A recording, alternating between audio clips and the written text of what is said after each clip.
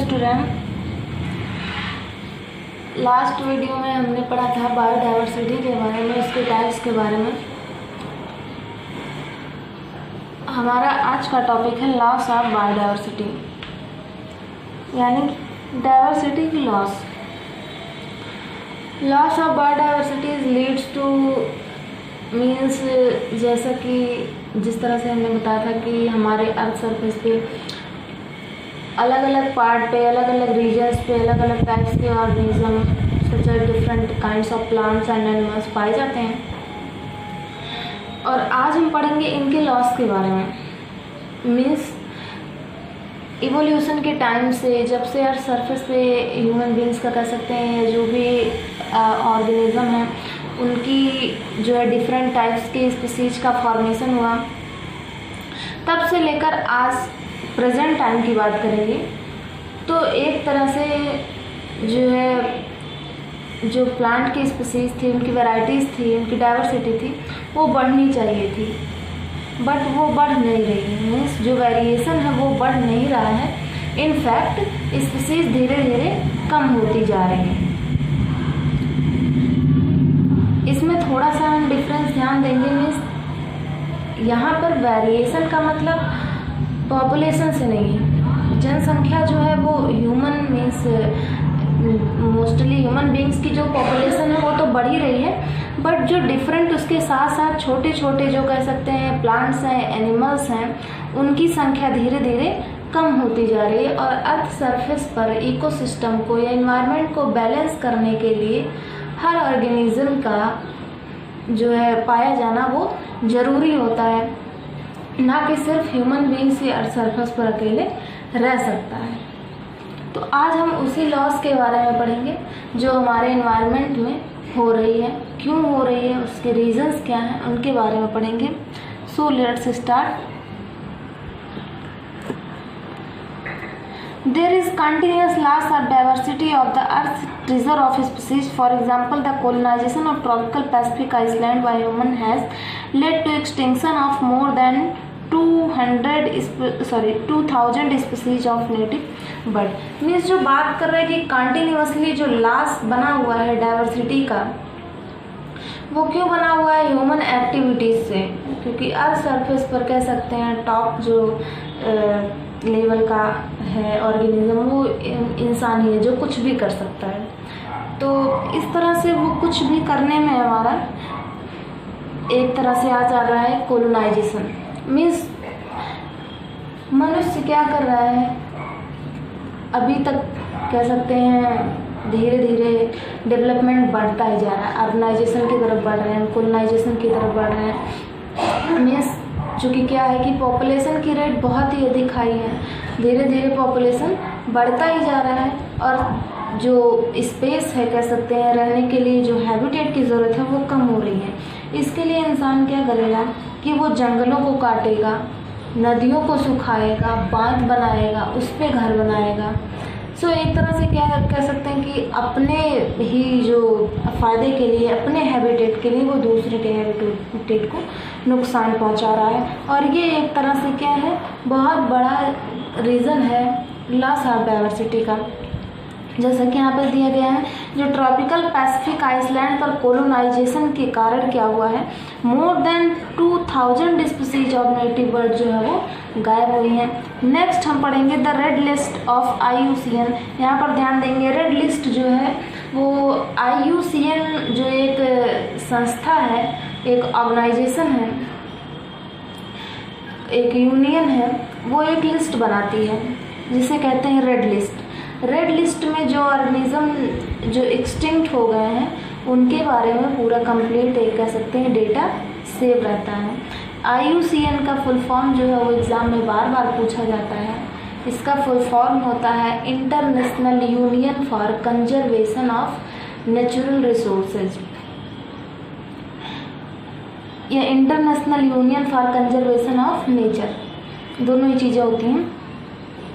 तो ये तो हो गई। इसकी बात आगे कह रहा है, documented the extinction of 784 species in last 500 year. Means last जो 500 साल बीते हैं हमारे, जो लास्ट 500 साल हमने बिताए हैं उसमें हमने क्या खोया है, 784 स्पीसीज, 784 स्पीसीज जो है वो कम्प्लीटली गायब हो गए हैं। 784 स्पीसीज का मतलब यहाँ पर नंबर नहीं बता रहे ऑर्गेनिज्म की कि 10 जो बर्ड हैं वो उड़ गई, वो गायब हो गए, नहीं, 700 स्पीसीज कम्प्लीटली गायब हो गए। मीन्स एक जो था हमारा, कह सकते हैं उनकी पूरी स्पीसीज ही गायब हो गई, उनके कोई भी ऑर्गेनिज्म इस अर्थ सरफेस पर दोबारा दिखाई नहीं दिए।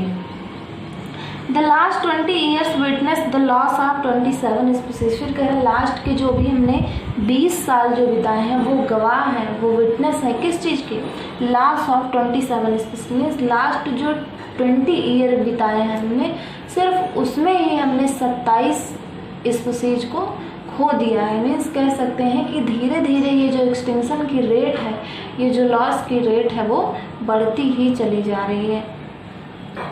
नेक्स्ट पॉइंट देखेंगे, some important example of extinction, और कुछ यहाँ पर एग्जाम्पल दिए गए हैं।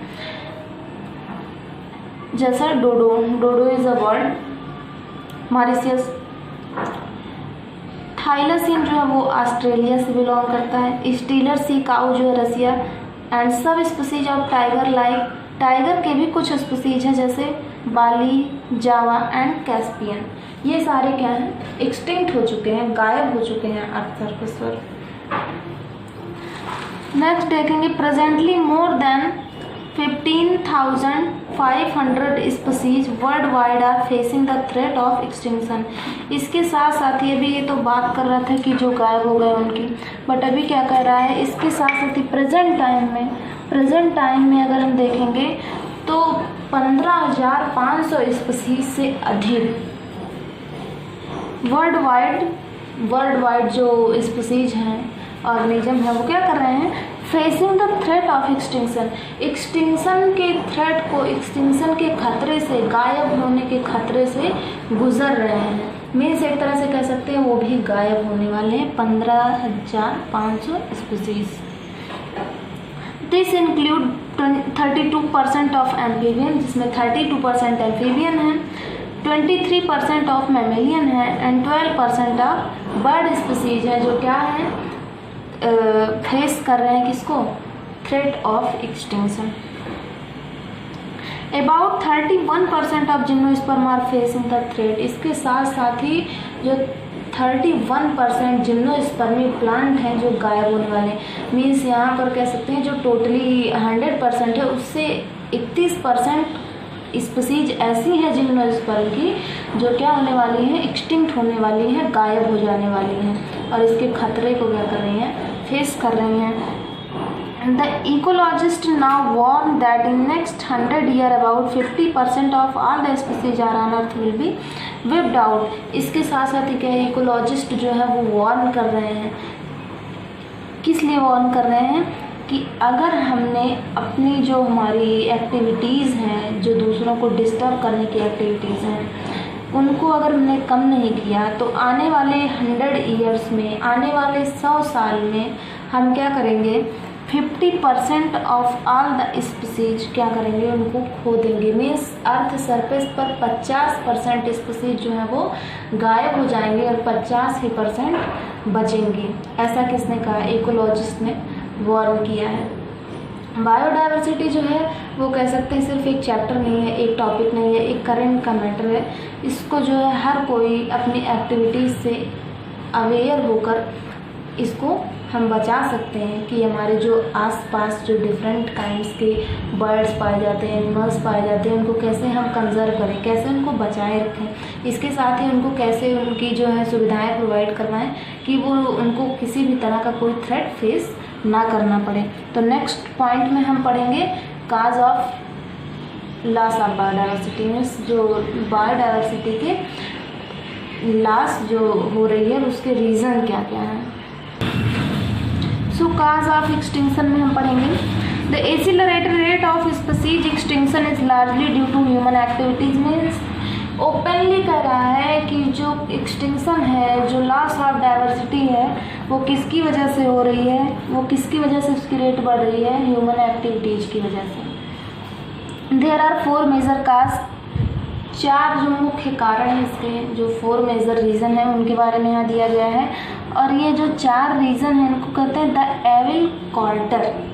इनको एक टर्म दिया गया है। ये मोस्टली यही 4 सबसे बड़े रीज़न हैं जिनकी वजह से डाइवर्सिटी को नुकसान पहुंच रहा है, और इसीलिए इनको नाम दिया गया है क्या, द एविल क्वार्टर। तो फर्स्ट जो काज है वो है habitat loss and fragmentation. Habitat loss means कह सकते हैं एक तरह से उनके जो हैबिटेट है, उनका घर है, उनका सेल्टर है, उनका होम है, उसका लॉस होना। मीन्स कहीं ना कहीं ऐसा हो रहा है कि जो ऑर्गेनिज्म है, एग्जाम्पल आप ले सकते हैं, जैसे सपोज दैट आप कहीं भी रहते हैं कि कोई आया आपका घर तोड़ के चला गया, आप क्या करेंगे? आपके पास कोई ऑप्शन नहीं है, या तो आप दोबारा से वहाँ पर घर बनाएंगे, दोबारा फिर से किसी ने तोड़ दिया, बार बार ये चीज़ होती जा रही है, धीरे धीरे जगह कम होती जा रही है, या फिर जहाँ पे आपका घर तोड़ा गया वहाँ पे कोई दूसरे ने अपना घर बना लिया, तो आप क्या करेंगे? वहाँ पर मजबूर हो जाएंगे उस जगह को छोड़कर किसी दूसरी जगह चले जाने के लिए, और यही क्या है, हैबिटेट लॉस है। द कटिंग ट्रीज एंड, अब इसको हम इकोसिस्टम पर अलाउ करेंगे, प्लांट और बर्ड्स एनिमल्स पे ये कैसे अलाउड होता है। The cutting trees and burning of forest destroy the natural habitat of a species. Means जो हम जंगलों को काट रहे हैं और जंगलों में आग लगा रहे हैं, या फिर जो खुद से जंगल में आग लग जाती है नेचुरली, या जो ह्यूमन अर्बनाइजेशन के लिए या कोलोनाइजेशन के लिए जंगलों को काट दे रहे हैं, पौधों को काट रहे हैं, उनसे क्या हो रहा है कि किसी अलग अलग टाइप के स्पीसीज की नेचुरल जो है हैबिटेट ख़त्म हो रही है। मीन्स क्योंकि आप जानते हैं जैसा कि जो बर्ड्स हैं उनके पास नेचुरली उनका जो हैबिटेट है वो एक फॉरेस्ट है, वो एक गार्डन भी हो सकता है, और हम क्या कर रहे हैं, उसको काट दे रहे हैं, तो इस वजह से उनका जो नेचुरल हैबिटेट है वो ख़त्म हो जाएगा। The construction of mills, dams, harbours, industries and building for human shelter has affected the diversity. इसके साथ साथ ही जो कंस्ट्रक्शन है किसका, मिल्स का, हर जगहों पर मिल बना देना, शुगर मिल बना देना, पेपर मिल बना देना, इससे क्या होगा, पहली चीज़ तो जो जगह थी उसको हमने कवर किया, जंगल को काट के उस पर मिल बना दिया। इसके साथ साथ ही जो जंगल से मिल से अलग अलग टाइप के जो कह सकते हैं हार्मफुल गैसेस निकलती हैं, उनका पूरे एनवायरनमेंट में फैल जाना, और उससे भी कई सारे जो इंसेक्ट हैं कह सकते हैं, बर्ड्स हैं, उन पर भी उसका नुकसान पहुंचता है। इसके साथ ही उसी मिल से ढेर सारे कचरे निकलते हैं, और जो वहाँ से अलग अलग जो हार्मफुल ऑयल होते हैं या जो वाटर वहाँ से निकाले जाते हैं, वो सभी कह सकते हैं एक तरह से पूरे उस एरिया को क्या करते हैं, पॉल्यूटेड कर देते हैं। मीन्स एक फैक्ट्री बनाने के लिए हमने क्या किया, उस पूरे एरिया के जो 4 किलोमीटर 5 किलोमीटर की जो रेंज है उसको पूरा हमने पॉल्यूटेड कर दिया। तो इस तरह से हर ऑर्गेनिज्म उस पॉल्यूटेड एरिया में सर्वाइव नहीं कर पाएगा, उसको क्या करेगा, वहाँ से माइग्रेट कर जाएगा, और इस तरह से जगह जगह से माइग्रेट करते करते क्या हो जाएगा, एक तरह से उनको फेस करना पड़ेगा एक्सटिंक्शन को, और धीरे धीरे वो अर्थ सरफेस से गायब हो जाएंगे। ऐसे ही डैम्स बनाए जाते हैं, हम नदियों पर क्या कर रहे हैं, बांध बना दे रहे हैं,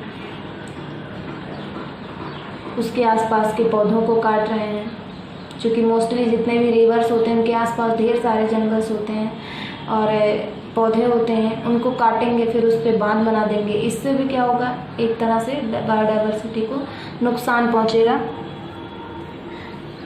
तो ये था habitat loss and fragmentation. Fragmentation यहाँ पर एक टर्म आया। फ्रेगमेंटेशन का मतलब होता है जैसे बहुत बड़े बड़े जंगल हैं, जस्ट लाइक अमेजन जंगल, वहाँ पर आग लग जा रही, सपोज दैट आग लगने की वजह से आधा जंगल ख़त्म हो गया, फिर आधे जंगलों की कटाई कर दी गई, फिर से एरिया कम हो गया, 2-4 पौधे ऐसे ही काट दिए गए, फिर से एरिया कम हो गया। इस तरह से क्या होगा कि एक तरह से जो पूरा फॉरेस्ट था, फॉरेस्ट रीजन था पूरा, उसको फ्रैगमेंट बना दिया गया, उसके टुकड़े बन गए। अब बहुत सारे ऑर्गेनिज्म ऐसे हैं, उसमें बहुत सारे एनिमल्स ऐसे होंगे जो उस छोटे छोटे पार्ट्स में नहीं सर्वाइव कर सकते, उनको एक बहुत बड़ी रेंज चाहिए, पूरा जंगल चाहिए घूमने के टहलने के लिए, और रहने के लिए, तो वो वहाँ पर सर्वाइव नहीं कर पाएंगे। This is called fragmentation and habitat loss, तो आप समझ ही चुके हैं। नेक्स्ट है ओवर एक्सप्लॉयटेशन। ओवर एक्सप्लॉयटेशन में हम पढ़ेंगे when human need turn to human greed for food and shelter.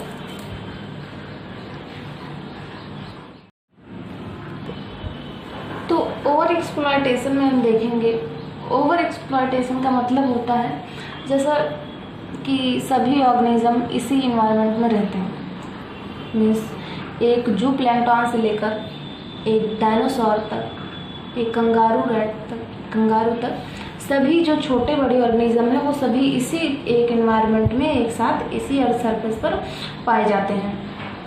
और नेचर ही जो है यानी कि प्रकृति जो है वो सर्वदाता है, वही सबको सब कुछ प्रदान करती है, सबको सब कुछ देती है। उसमें एक तरह से कह सकते हैं सभी की हिस्सेदारी होती है, ज़रूरत की चीज़ें आप प्रकृति से ले सकते हैं। बट क्या होता है कि लालच जो है वो बहुत ही ख़राब चीज़ होती है। अब मान लिया कि एक कोई वाटर बॉडीज़ है, उसमें ढेर सारे टाइप्स की फिशेस हैं, ढेर सारे टाइप्स के जो है और छोटे छोटे कीड़े वगैरह हैं। फिशेस क्या कर रही हैं, इंसेक्ट को खा रही हैं, हर बड़ी मछली छोटी मछली को खा रही है, और जो ह्यूमन बींग्स है वो बड़ी मछली को खा रहे हैं। बट फिर भी क्या होता है कि अगर आपको ज़रूरत है उसको खाने की, तो आप उसको अपनी ज़रूरत के हिसाब से नेचर से ले सकते हैं। बट हम क्या करते हैं, यानी कि ह्यूमन बींग्स क्या करता है, वो जो ज़रूरत होती है उसको तो लेता ही है, उसके साथ साथ ही उसका जो लालच है उसको पूरा करने के लिए वो अपनी ज़रूरत से अधिक लेता है, और इसी को कहते हैं ओवर एक्सप्लॉयटेशन, अत्यधिक दोहन। मीन्स एक तरह से कह सकते हैं कि उसका जो नेचर हमें दे रही है उसका मिसयूज़। सो जैसे कि यहाँ पर दिया है when human need turn to human greed for food and shelter. Means मनुष्य क्या करता है, लालच में आकर लालच को जो है अपने फूड के लिए, शेल्टर के लिए जो उसका लालच है वो बढ़ता ही जाता है, और उसे वो अपनी ज़रूरत समझने लगता है, अपने लालच को ही। It leads to over exploitation of natural resources, और यही क्या करती है आगे, ओवर एक्सप्लॉयटेशन जो प्राकृतिक स्रोत हैं उनका ओवर एक्सप्लॉयटेशन करने का ज़रिया बन जाता है, एक कारण बन जाता है। मीन्स हमारे मन में बहुत अधिक लालच है, एक कोई आम का पेड़ है मान ले, उस पर 2 आम 3 आम लगे हुए हैं, हमें ज़रूरत है एक की, तो हम वहाँ से एक भी ले सकते हैं, बट हम एक नहीं लेंगे। हम सोचते हैं कि नहीं सारा हमें ले लें, हम लेके रख लें। तो यही जो है, ये जो मन में लालच है, जो ग्रीड है, ये क्या करती है, हमें अत्यधिक दोहन करने की, ओवर एक्सप्लॉयटेशन करने की, या फिर कह सकते हैं नेचुरल रिसोर्सेज के मिसयूज़ करने की तरफ बढ़ाती है, और ये जो बहुत ही हार्मफुल है। Many species like shelter sea cow, passenger pigeon in last 500 years are extinct due to over exploitation. Means यहाँ कह रहा है जो स्टीलर सी काऊ है, पैसेंजर पीजन है, लास्ट 500 ईयर्स में एक्सटिंक्ट हुए हैं। क्यों एक्सटिंक्ट हुए हैं, ओवर एक्सप्लॉयटेशन के कारण एक्सटिंक्ट हो गए हैं। Over fishing from A water bodies, बहुत ही इंपॉर्टेंट पॉइंट दे रहा है कि किसी वाटर बॉडीज से ओवर फिशिंग कर लेना। मीन्स अगर 100 मछलियाँ हैं तो उनमें से आप 2-4 भी ले सकते अपना काम चला सकते हैं, बट क्या करेंगे, नहीं ऐसा नहीं करेंगे। उसमें जितने भी 100 मछलियाँ हैं उन सभी को निकाल लेंगे, निकाल के खुद भी खाएंगे, बेचेंगे भी, अगर उसको रख सकते हैं तो उसको रख भी लेंगे। मीन्स एक तरह से क्या है, लालच है, ग्रीड है, और ये क्या कर रही है, अब हमने तो अपना काम कर लिया, निकाल लिया वहाँ से मछलियों को, बट वहाँ के इन्वायरमेंट पर क्या फ़र्क पड़ा। अगर हम सारी छोटी मछलियों को निकाल ले रहे हैं अपने खाने के लिए, तो उस पॉन्ड इकोसिस्टम पे क्या फ़र्क पड़ता है, इसको हम ध्यान नहीं देते हैं कि जो छोटी मछलियाँ अगर वो निकल जाएंगी तो बड़ी मछलियाँ वहाँ पर सर्वाइव नहीं कर पाएंगी, क्योंकि उनको खाने के लिए कुछ नहीं बचेगा। अगर ऐसा हम सोचते हैं तो हम ओवर एक्सप्लॉयटेशन कभी नहीं करते, बट ऐसा हम नहीं सोचते, और इसीलिए क्या होता है कि छोटी मछलियों के साथ साथ बड़ी मछलियाँ वहाँ से ख़त्म हो जाती हैं। तो ये ओवर फिशिंग है, मीन्स एक्स्ट्रा वहाँ से निकाल लेना, सारी की सारी स्पीशीज जो उनको निकाल लेना, ये ओवर फिशिंग कहलाता है। Over harvesting A product is just like over harvesting means अगर जंगल है तो वहाँ से एक पौधे आप ले लीजिए, एक पेड़ ले लीजिए, 2 ट्रीज ले लीजिए, बट क्या पूरा का पूरा जंगल साफ करके वहाँ पर शुगर मिल लगा देंगे, पेपर मिल लगा देंगे, तो ये ओवर हार्वेस्टिंग है नेचुरल रिसोर्सेज की। अब इसकी तुलना कर रहे हैं जस्ट लाइक कैसा है ये, वो ओवर फिशिंग जो कर रहे हैं और ओवर हार्वेस्टिंग जो कर रहे हैं, नेचुरल रिसोर्सेज की जो कह सकते हैं ओवर एक्सप्लॉयटेशन कर रहे हैं, वो कैसा है उसे एक लाइन में डिस्क्राइब किया गया है, killing a goose laying a golden eggs. Means जैसा कि आपने बचपन में पढ़ा होगा मुर्गी वाली कहानी की, मुर्गी जो है वो हर दिन एक सोने का अंडा देती है, तो जो वो उसका मालिक रहता है वो सोचता है कि नहीं ये रोज़ एक एक सोने के अंडे देगी, तो कब तक इसको मैं रोज़ एक एक अंडे निकालूंगा, क्यों ना मैं एक ही दिन सारे अंडे निकाल लूँ और ये मुर्गी जो है वो ख़त्म हो जाएगी और सारे अंडे मुझे एक ही दिन मिल जाएंगे। जस्ट ऐसा ही है क्या, ओवर एक्सप्लॉयटेशन मीन्स क्यों हम थोड़ा थोड़ा करके रोज़ इस नेचुरल रिसोर्सेज से लें, चलो एक ही दिन पूरे के पूरे जंगल साफ कर ले आते हैं, है ना। तो ये बिल्कुल वैसा ही किलिंग अ गूज लेइंग है गोल्डन एग। गोल्डन एग को जो है लेइंग करने वाली एक गूज को क्या करना, मार देना है। यहाँ पर गूज मतलब जो है वो बत्तख होता है, तो बट वहाँ पर कहानी जो है वो मुर्गी पर भी बनाई गई है, बचपन में सभी ने पढ़ी होगी। तो यहाँ पर टॉपिक जो हमारा था वो ओवर एक्सप्लॉयटेशन था। ओवर एक्सप्लॉयटेशन बिल्कुल वैसा ही है जैसा कह सकते हैं killing a goose laying a golden egg. Next है इन्वेजन ऑफ एलियन और exotic species. Means when alien species are introduced into an explored area, some species are caused decline or extinction of indigenous species। Means क्या कर रहा है कि कभी कभी क्या होता है कि कुछ कोई वेल मेंटेन कर सकते हैं इकोसिस्टम है, कोई पॉन्ड इकोसिस्टम है, सपोज दैट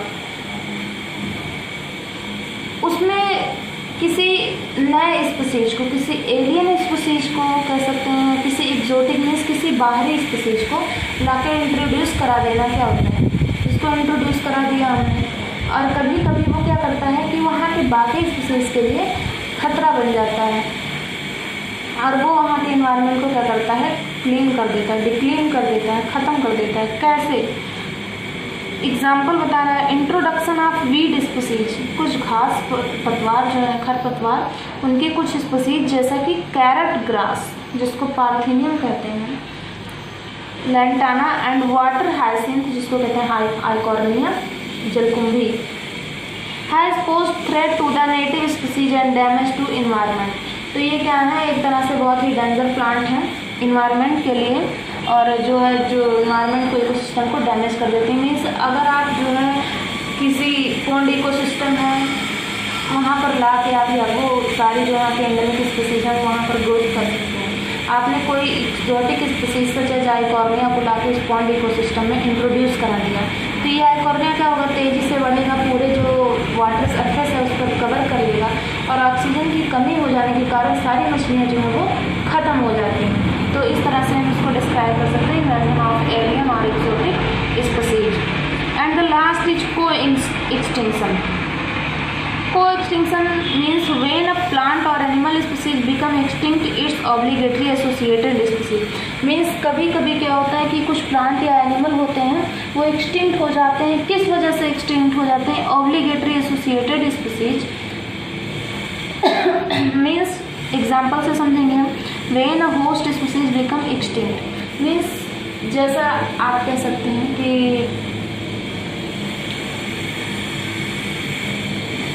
कोई होस्ट प्लांट है, जैसा आपने पढ़ा होगा लेगुमिनस प्लांट होता है, कोई पाइसम सटाइलम ले सकते हैं आप, मटर के पौधे को ले सकते हैं। मटर का जो पौधा होता है उसकी रूट नोड्यूल्स में राइजोबियम नाम के बैक्टीरिया पाए जाते हैं।